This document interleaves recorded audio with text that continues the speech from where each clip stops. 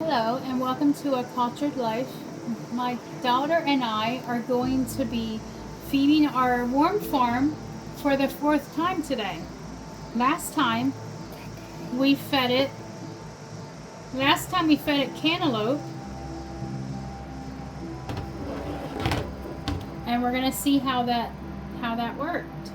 I've been putting this on top of it, and it seems like the worms really like the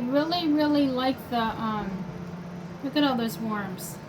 They really like having a covering over it, because what I learned is red wigglers, that they are top dwellers. Look at all these worms in here. Look at all these worms. Look at them. Moving around. Look at them. They like being on the top. That's what I have learned. Look at all those worms. Here's some eggshell I just threw in here, and it seems like they're actually eating it away. I wasn't sure what they would do with a whole eggshell just crumpled up like that. But they're actually nibbling at it and breaking it down. There's another one. It's getting thinner. So this has been in here. These eggshells have been in here for 2 weeks now. So they're not doing bad. And then we have pieces of cardboard.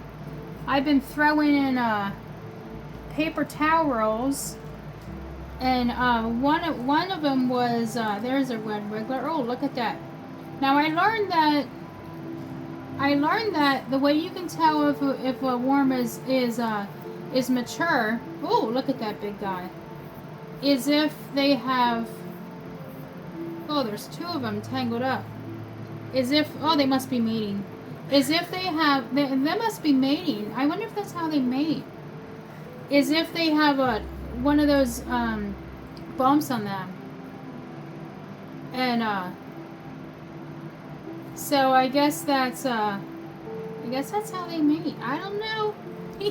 If they have the little band on them, then that means they're a fully grown adult. They're mature. But if they don't have the band on them yet, then, like this one is a baby still, because there's no band on it. I started out about a month ago, and I got 1 pound of red wigglers, which is 1,000 worms. And I started in this top tray here. And from some research I've been doing, is from some people that I've been listening to, they say to start with just the top tray, and then after a couple months or so, then you move the top tray down to the bottom, and or down to the second one, and you move the second one up, so that they can start composting the second tray.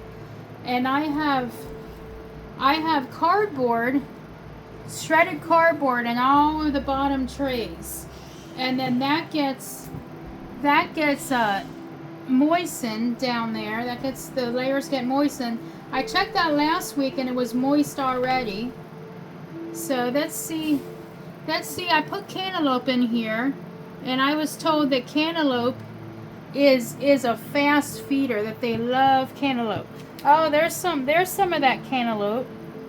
So they're still feeding on it a bit. No, it's been normally I take about 7 days to feed them, but I'm feeding them a little like a day earlier, because last week I had to work last weekend, and so I didn't get to feed them until Sunday. So they still have some cardboard in here that they're working on, the paper towel rolls and all that. Now we put a whole bunch of cantaloupe in here, and they're still working on that. So they say that if they haven't eaten the cantaloupe or the food that you've given them, that, you see now there's that's starting to become a baby. See how it's starting to become a band there? I don't know if you can see that or not. It's starting to make a band right there. And so it's starting to become an adult, but not quite yet. And so they still have a good amount of food in here yet. So it's still new. They're still growing and maturing. So from what I've learned, we shouldn't give them too much food too soon, because then the food, will be able to go bad, and it'll just be too much food for them. So there's a whole bunch of worms right there. So I'm thinking maybe I'll hold off on giving them some food today, because it actually hasn't been 7 days yet. So maybe I'll wait till next week. Here's some onion peels, and I've been surprised that they're actually eating the onion peels, because I put some in here like about 2 or 3 weeks ago, and there's one, and that's about the only ones that I've found. So there's still a whole bunch of cardboard in here, so I think they're pretty good with food, but I think I might give them some there's some cantaloupe with the shell. I think I might give them some food for their gizzard, because that's all used up. So you wanna, Sarah, my daughter's here helping me. You wanna give them some gizzard food there? You wanna pour in some gizzard food? Here it comes.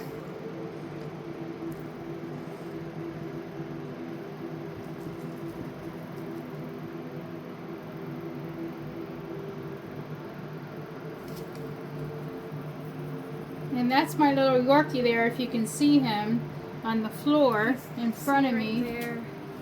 And yeah. So I think I'm gonna go ahead and I think it's go with water. How about, should we check the bottom level here, or the level underneath? Sarah, do you want to check? Or do you want to hold this up? Okay. So how about that's me lift it up here, and you want to fluff that up? Fluff it up? Yeah, fluff it up. Yeah, it's definitely soggy. It's damp. Is it damp? Yeah, it's definitely soggy inside. Yeah, so that's what we want. We want it to be soggy, so whenever we go to transfer that over, whenever we go to transfer the tray over, it'll be nice and moist already. So yeah, so I think that's all we're gonna do today. But the point of vermicomposting. Oh, and there's a banana stem. Now I heard one of the people I've learned from, they say that sometimes you'll see a worm inside the banana stem, but there's none inside there. Maybe let me break it up a little bit here for them. So that's all. This one's trying to get away or something. But they say that not to give it more food than what they eat. So right now they haven't, since it's only been 5 days, they haven't ate it all. Normally I don't check on them until 6 or 7 days, but because I fed them late last week, it's a little late. So I think I'm gonna leave it till, that's probably from a potato. I put a potato piece in there, and that started. So I think I'm just gonna leave them this time. But vermicomposting, whenever you do vermicomposting, it's good for people who have a whole bunch of houseplants or who have a garden outside, because then they can use the